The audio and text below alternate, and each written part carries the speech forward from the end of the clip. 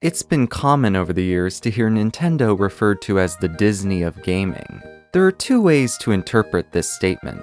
Recently, for largely understandable reasons, the comparison is a shorthand for Nintendo's stingy pricing tactics and suffocating stranglehold over its intellectual property. A company one gets the sense would rather lock away their characters for eternity than ever allow them into the grimy hands of the public.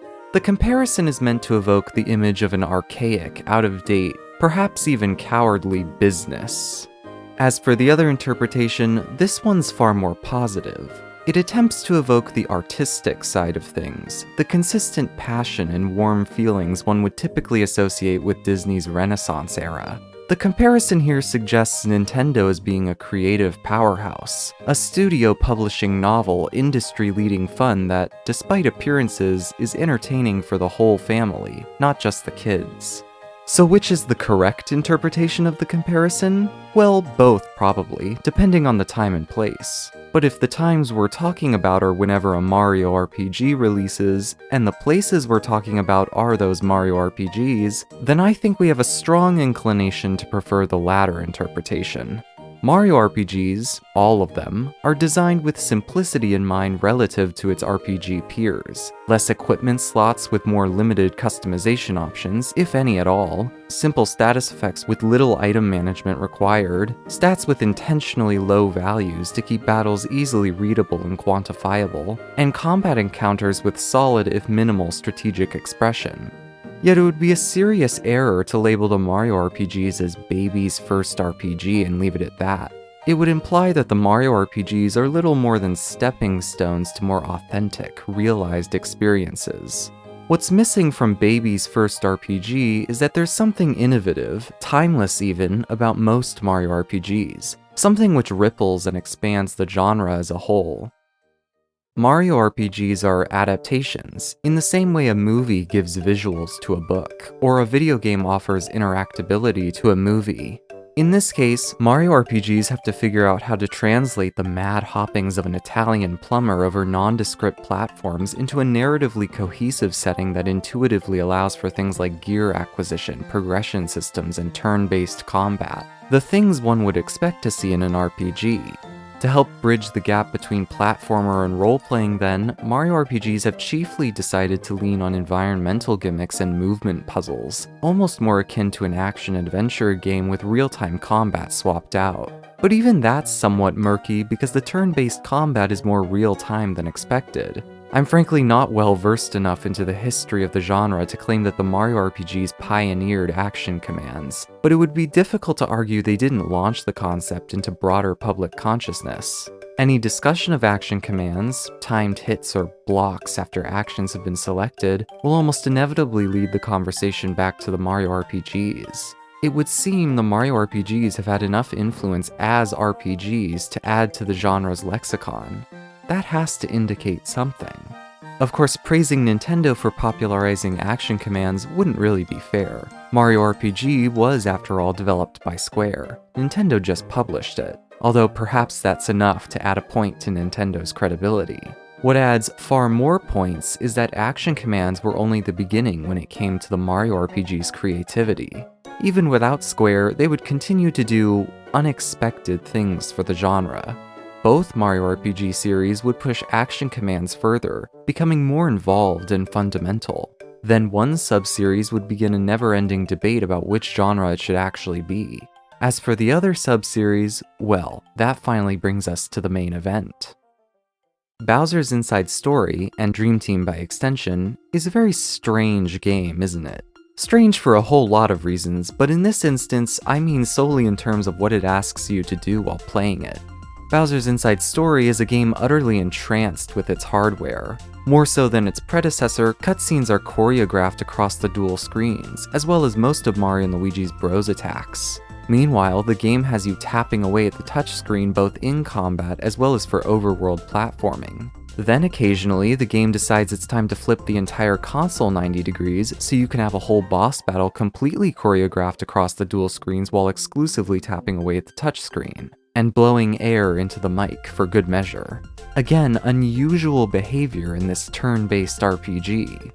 Bowser's Inside Story also takes further inspiration from the series' roots by introducing 2D areas to roam and placing these segments in between the bird's-eye exploration we normally get. So on top of the previously listed eccentricities, this is also a turn-based RPG with occasional side-scrolling platforming segments. All of what I've listed thus far are commonly known facts about the Mario & Luigi series. Everyone knows this is just what Bowser's Inside Story and Dream Team are like. But it's worth not taking this for granted. Is this not an absolute chimera monster of a video game we're looking at right now? I would argue this is a pretty risky set of choices for any game, especially an RPG, to be doing. This might go some lengths in explaining why I think Bowser's Inside Story and Dream Team are the pinnacle of the Mario & Luigi series, maybe even the Mario RPGs on the whole. It takes this blurb of an idea and makes it work. It really makes it work. That is an accomplishment.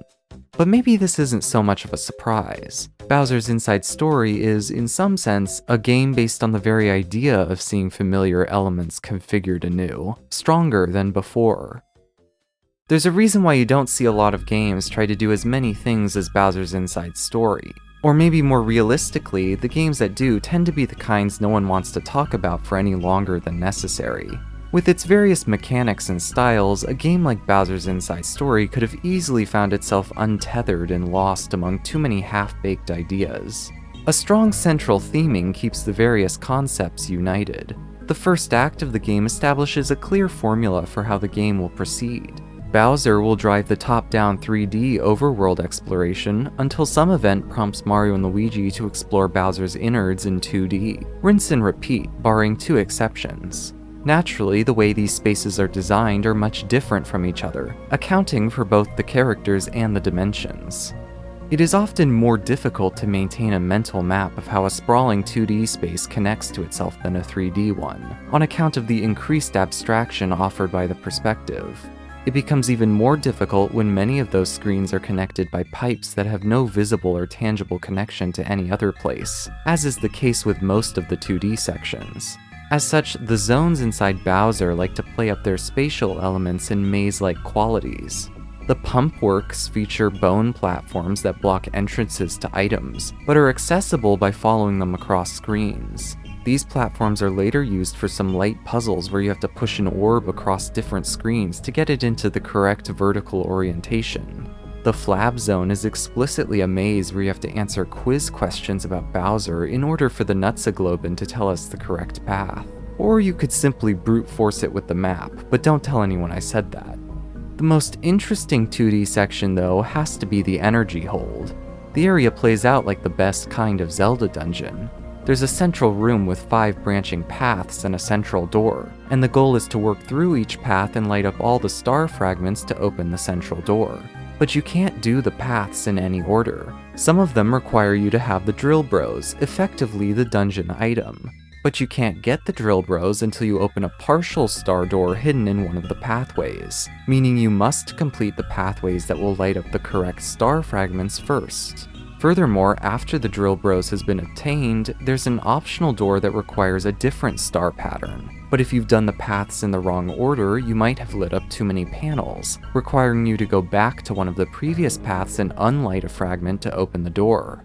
My goodness, this Mario & Luigi game has better dungeon design than like the last 3 Zeldas. In contrast, the Mushroom Kingdom zones are fairly routine lines without much technical complexity. This is likely because Bowser's moveset is limited for a good portion of the game. While the Bros zones are populated with platforming challenges, thanks to their ability to jump, it's hard to do that with a character whose functional equivalent for the first 2/3 of the game is a horizontal dash that can't be redirected after initiation. Consequently, most of the early game areas like Plaque Beach or Dimble Wood are content with being enemy gauntlets. There's just not much else to work with. These areas tend to do better, however, when the focus is on unique set pieces. A projection room in Peach's castle, Fawful's pop-up shopping front, a tiny islet in the middle of some teeth, or a theater lobby and stage at Bowser's castle. Most of the screens inside Bowser, meanwhile, even the ones where important stuff happens, tend to be pretty nondescript looking, thanks again to the 2D abstraction. Leaning into these specialized areas will always be one of the skill sets of the top-down view. Not coincidentally, things start to pick up for the Mushroom Kingdom levels once there becomes more options for Bowser than a burly amble. Both Bowser's Castle and Peach's Castle are great examples. The former is a linear set of challenges that utilize the body slam to move in large seesaws and platform over bombs, while the latter is the game's most navigationally complex area, taking advantage of the spike ball to move quickly over terrain horizontally or vertically. It's not that what came before these two areas was boring. Blubble Lake is also fairly entertaining, but Mario and Luigi have always made environmental challenges a key selling point. The moveset used for those challenges doesn't necessarily have to be the Broses, as Bowser's Inside Story eventually proves, but there does need to be a moveset to begin with for environmental challenges to take place. Otherwise, we're just walking through any other RPG. Or at least we would be if not for the other method through which Bowser's Inside Story likes to mix up the Bowser gameplay. Minigames. Lots of minigames. This is probably the most divisive aspect of the game, and I do understand why on a conceptual level. Spyro the Dragon, for example, is my favorite of the original trilogy exactly because it stays on task. While Ripto's Rage in Year of the Dragon had a lot of interesting challenges and changes in playstyles for orbs and eggs, there were also a lot of less good ones. And since the first Spyro doesn't concern itself with any of that, the entire game is the enjoyable platforming parts, and not the enjoyable platforming parts plus a mixed bag of minigames. So it's easy to imagine why Bowser's Inside Story's constant interruptions might taint what is otherwise a perfectly good flow. As you might have guessed, I don't think the minigames in Bowser's Inside Story have the same impact as the ones in Spyro 2 and 3. Mostly because they're all either good or so unobtrusive they're over before I've even realized something's happened. The carrot eating minigame is one of the good ones, by the way. What elevates the minigames are how they coexist within the broader functioning of the game. As I stated before, the minigames happen during the Bowser sections as a way to add variety to Bowser's limited move pool, a job they perform adequately. But it's also important to note that these minigames are not deployed as random stopgaps when the game thinks it's getting too stale. They also work to create associations between the minigame and powering up a part of Bowser. Each minigame corresponds to a specific part of the body and specific action Bowser is doing within the narrative. When Bowser tries to push a heavy object with his arms, we go to the arm center. With his legs, the leg outpost. When he smells flowers, we help him sneeze in the nose deck. Eating food calls for the gut check.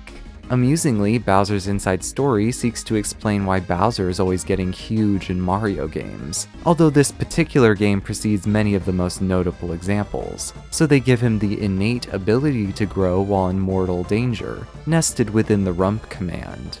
What these associations do is create a wordless rule system to Bowser's body. We can predict exactly what we'll have to do next depending on the general form of what we see on the screen.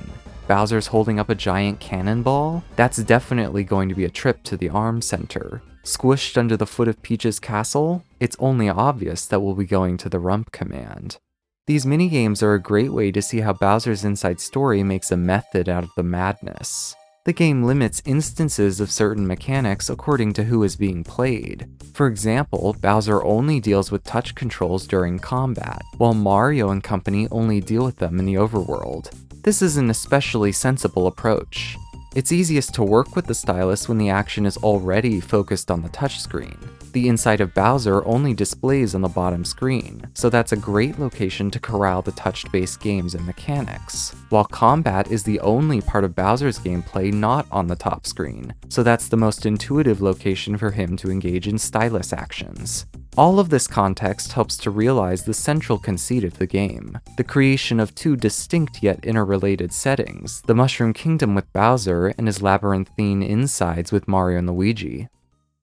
We've seen how both the level design and the organization of gameplay accentuate these two worlds. It's true for the narrative as well. Bowser and Mario's group each have characters associated with them. Bowser almost exclusively interacts with Midbus, Fawful, and Broke Monsieur. Mario and company almost exclusively interact with the Toads and the Three Sages. This explains why the middle third of the game is dominated by the Bros instead of Bowser. At this point in the story, Fawful and Midbus have the Dark Star and have sequestered themselves inside Peach's castle. Since the game has just removed two of Bowser's main characters, there's only so many people left for him to talk to. As a solution, the game throws him into a nice little safe for a few hours right up until the moment we infiltrate Peach's castle and Fawful/Midbus re-enter the picture, giving Bowser his two main buddies back. Starlow is the character who bridges the divide between the game's two worlds, speaking with and interpreting for both parties. Now, it seems Starlow is something of a contentious character. Not in this house. Starlow is unequivocally the best Mario companion. These sort of helper characters tend to be submissive and forgettable in their endless tutorializing, but Starlow is the exact opposite. She's strong-willed and pretty abrasive. Now, as a matter of taste, I tend to glom onto rude characters. Conflict is the heart of a story, and there's nothing better for a story than introducing a character that disagrees with everyone about everything.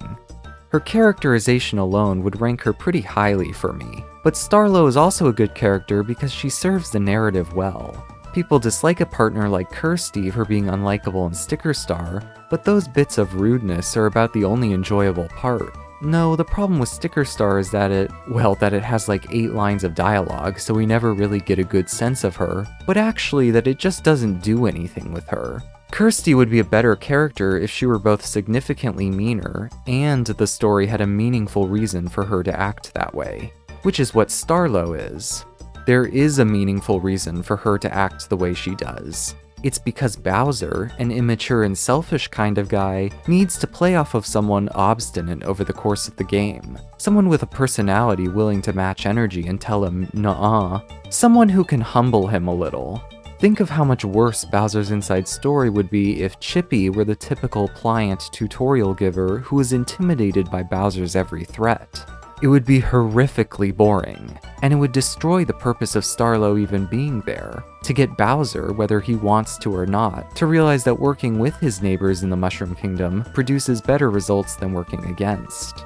Her dynamic with Bowser is delightful, and draws out one of the most fun and humanizing iterations of the character the series has ever seen.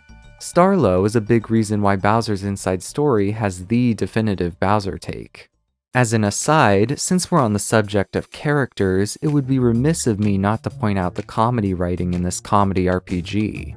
Where the game may zoom past some logical or unsatisfying narrative leaps, the humor is always there to smooth over the story's rough edges. Fawful's plan to take over the Mushroom Kingdom is really hard to follow, quite frankly, until the Dark Star enters the picture, and it's unclear when and how he learns of it.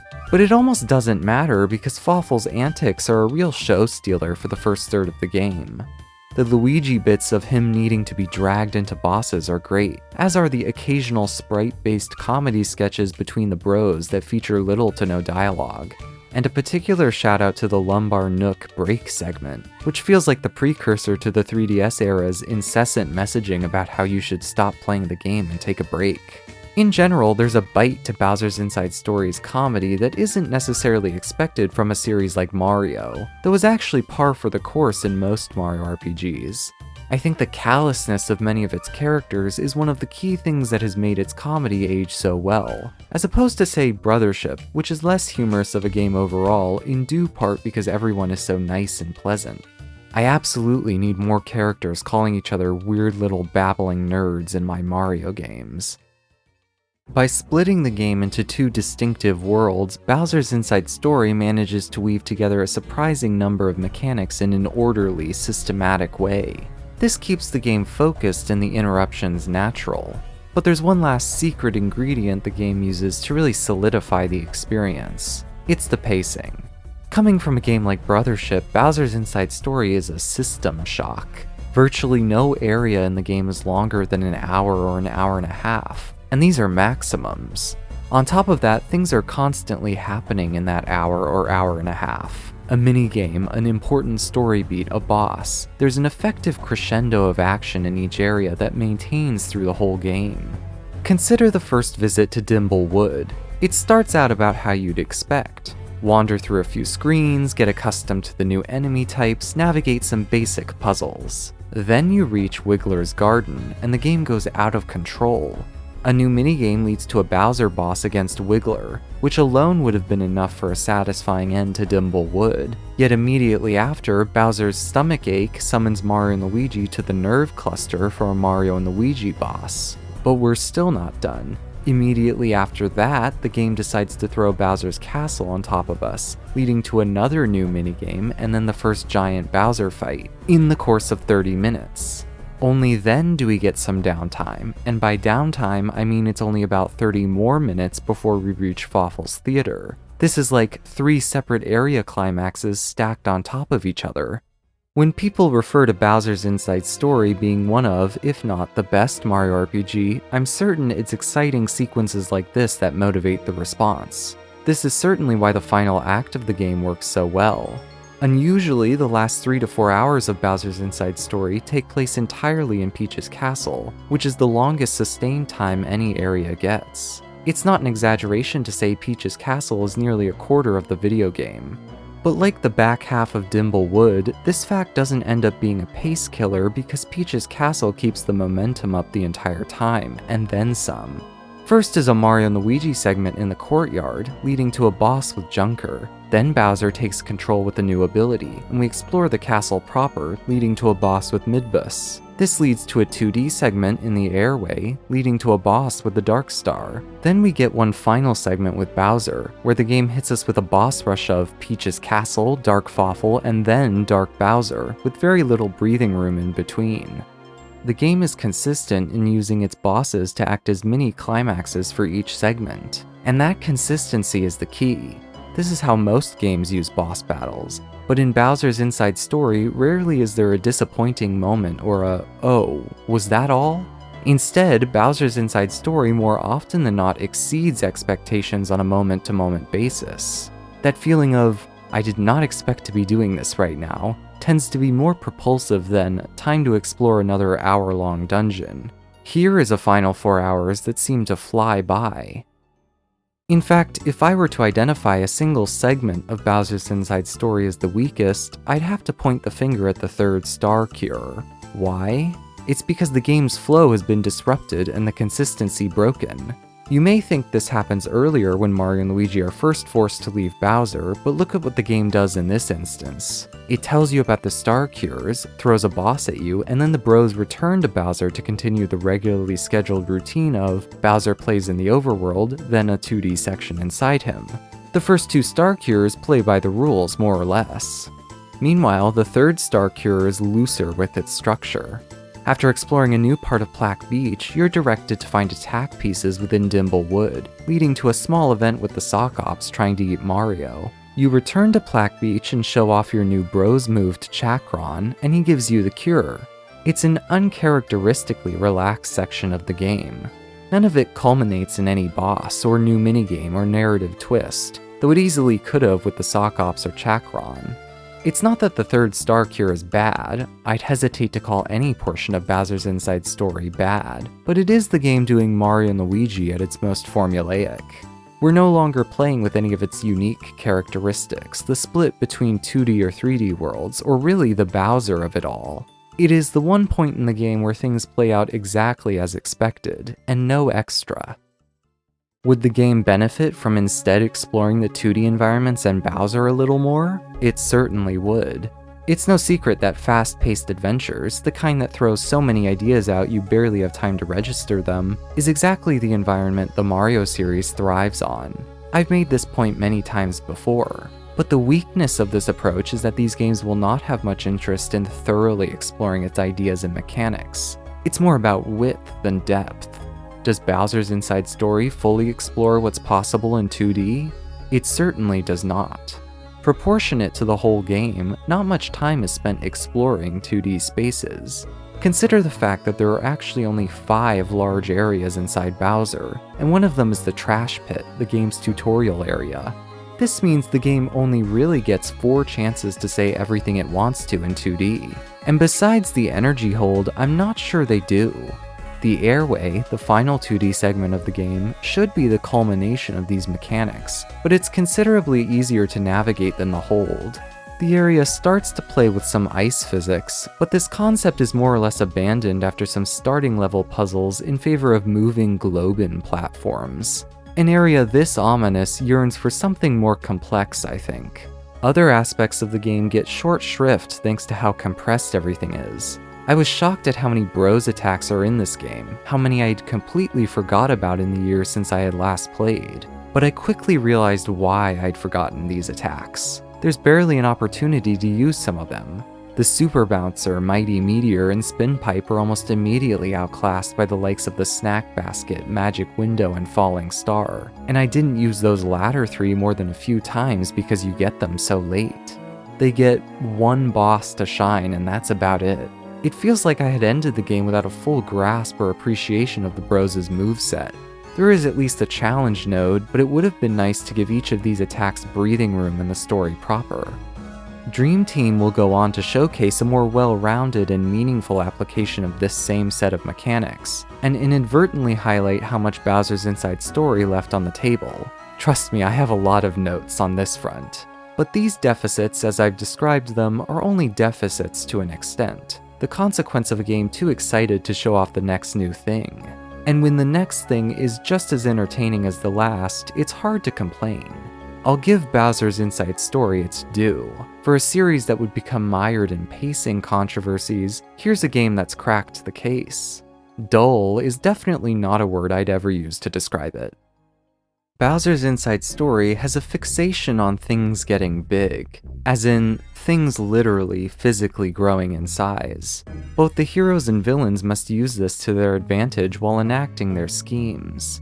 Subtextually, Bowser's Inside Story is a game about putting disparate, seemingly incompatible parts together and getting them to work synergistically.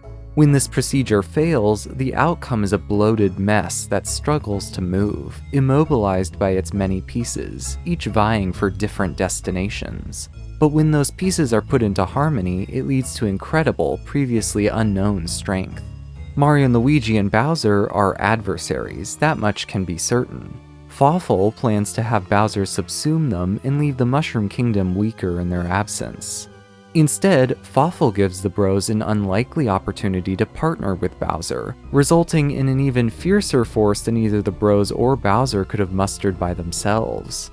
So a change in plan is required. Fawful alone will not be enough for a takeover.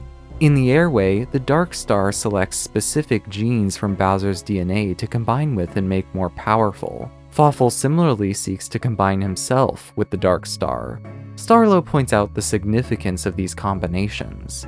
So both Fawful and Dark Bowser have some dark power within them. If Dark Bowser inhales what remains of Fawful, the dark power will finally be whole, and if it adds that dark power to the abilities it copied from you, oh yeah, that'd be bad, Bowser adds. The Dark Star and Fawful plan to recreate the dynamic between Bowser and the Bros, manifesting a counterpart chimeric force. Given everything we've gone over, it shouldn't be a surprise to see Bowser's Inside Story emphasize the splicing together of DNA and the subsumption of smaller parts into a bigger whole. That's what this game is. A mashing together of bizarre pieces and ill-advised minigames, a chance to go haywire with the hardware. Bowser's Inside Story extols the virtues of such a grab-bag approach, that in the attempt to sling everything at the wall, you might end up making a pretty compelling mural. The result of its choices have created a game so special, it'll be difficult to preserve. The thing is, Bowser's Inside Story is a game which is infinitely more enjoyable when playing on original hardware, or something close to it. A lot of the tactile gratification is lost when a stylus becomes a mouse cursor or a finger, or two screens worth of material are forced to share one. It also just makes some aspects of the game more difficult than they should be. Certainly no one's going to be flipping their PCs horizontally when the time comes. While I'm speaking towards emulation here, the truth will be just as troublesome if the game is ever ported officially to any future console. Translating all the different mechanics will prove difficult, and even if they do, I'm doubtful they'll be able to make it feel as engaging. That's innovation in a different way, isn't it? While action commands were a strong, general enough concept to infiltrate many future turn-based RPGs, Bowser's Inside Story's choices are destined to remain limited to itself and its sequel. This was a game made specifically for the DS, and that specificity creates a kind of uniqueness. Maybe calling a game in such a mainstream series bold is pushing it, but I think Bowser's Inside Story has earned the adjective. The innovations extend more locally too. In fact, I might even go further and call the RPGs the backbone of the Mario series, beyond the 2D and 3D platformers. The Mario RPGs offer a context to the Mario universe that games outside of Sunshine never seem terribly interested in. The whos and whats and whys and hows. In the platformers, toads are ostensibly the subjects of the Mushroom Kingdom, but it is only within the RPGs where that lore tidbit actually seems real or worth caring about. Toads in the 2D games are item dispensers. Without the RPGs, I don't really think I would call myself a fan of any of the Mario characters. This is because outside the RPGs, these characters don't really have a character as much as they do the broadest possible archetypes. To be fair, the Luigi's Mansion games do good work on this front as well. The Mario RPGs create a structure of their own that is largely unconcerned with main series conventions. A whole new suite of species, places, and iconography? Bowser's Castle as the 4th level instead of the last one? A playable Bowser? Sure, why not? The opening image of our game could be Peach getting kidnapped, or it could be a toad inflation epidemic.